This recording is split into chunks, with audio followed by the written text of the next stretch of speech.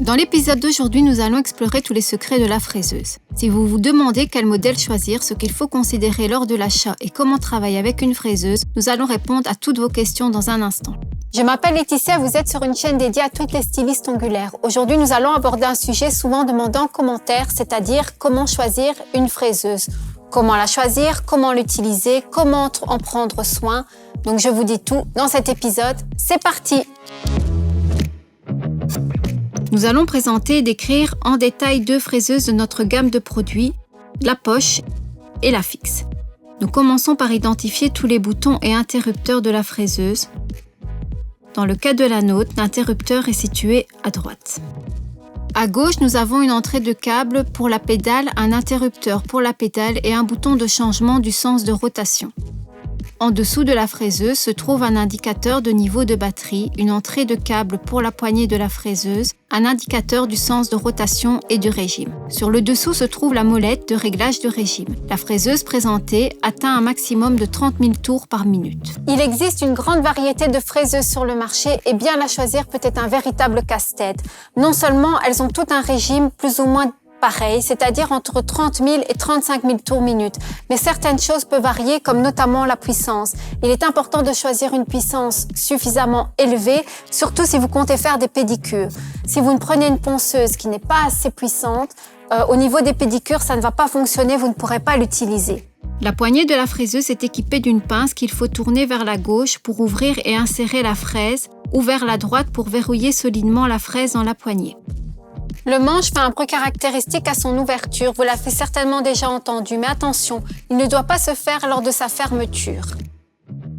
La fraise doit être insérée à fond pour être solidement fixée dans la poignée. Dans cette fraiseuse de poche, on peut changer le sens de rotation sans l'arrêter. Certaines fraiseuses, comme notre fixe, doivent être arrêtées avant de changer le sens de rotation.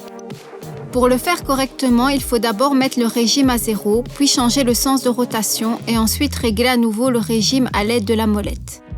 Si nous ne mettons pas le régime à 0 avant de changer le sens de rotation, cela peut vraiment endommager votre fraiseuse. C'est un peu comme si vous utilisiez votre voiture sur l'autoroute, que vous rouliez à 200 km/h.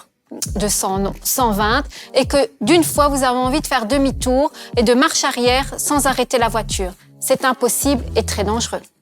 Dans le cas d'une fraiseuse de poche qui ne nécessite pas l'alimentation continue, nous n'avons pas à nous soucier de l'éteindre. La fraiseuse s'arrêtera automatiquement après environ 3 minutes d'inutilisation. Dans le cas de notre fraiseuse fixe, il faut se souvenir de l'éteindre manuellement après le travail. Le voyant vert à gauche indique que la fraiseuse est en marche. Comment tenir correctement la poignée de la fraiseuse pendant le travail? Il ne faut pas tenir la poignée vers le haut comme un bébé qui apprend à manger la soupe avec une cuillère. Nous devons tenir la poignée fermement comme on tient un stylo. Nous plaçons notre main sous la poignée. Le majeur la soutient par le bas. Le pouce et l'index servent à la préhension et saisissent la poignée par le haut et le côté. Le régime est variable selon l'application d'une fraise spécifique. Lorsque vous utilisez le mandrin, le régime ne doit pas dépasser 10 000 tours, que vous travaillez sur la plaque ou sur la peau.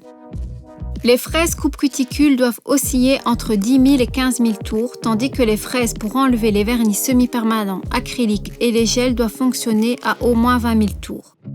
Nous utilisons toujours la fraiseuse à contre-courant, c'est-à-dire que si votre ponceuse tourne vers la droite, nous allons travailler dans le sens inverse des aiguilles d'une montre, c'est-à-dire de droite à gauche. Sinon, la fraise glisse sur la surface traitée au lieu de fonctionner correctement. Nous tenons généralement le doigt de la cliente par le bas, mais il peut arriver de la saisir par le haut, inclinant horizontalement pour travailler les cuticules à droite de l'ongle d'une manière confortable. Les doigts de la cliente doivent être tenus fermement d'une manière stable, de sorte à laisser apparaître les ourlets latéraux, c'est-à-dire les endroits où nous allons traiter. La fraiseuse est un outil précieux. Elle va raccourcir considérablement votre temps de travail, donc respect. Par contre, il est fortement recommandé de suivre les premiers pas avec votre fraiseuse sous l'œil avisé d'un instructeur. Elle vous guidera, vous dira comment ne pas blesser et vous serez beaucoup plus soulagé pour commencer la pratique avec la ponceuse. Un mauvais angle de maintien de la fraise peut endommager la matrice.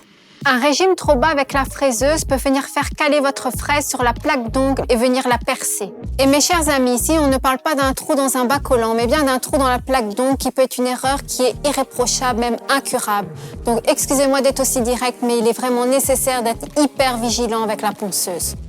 Un régime trop élevé, par contre, peut provoquer la surchauffe de la plaque, ce qui peut à son tour entraîner des sensations désagréables. Notre cliente peut se décourager, du moins pour l'usage de la fraiseuse. Pour travailler en toute sécurité, vous devez adapter la forme de la fraise à celle de la plaque, ainsi qu'à la tâche que vous serez sur le point d'effectuer. C'est la fin de cet épisode. En attendant, merci d'avoir regardé et n'oubliez pas que nous attendons vos commentaires. Allez, salut!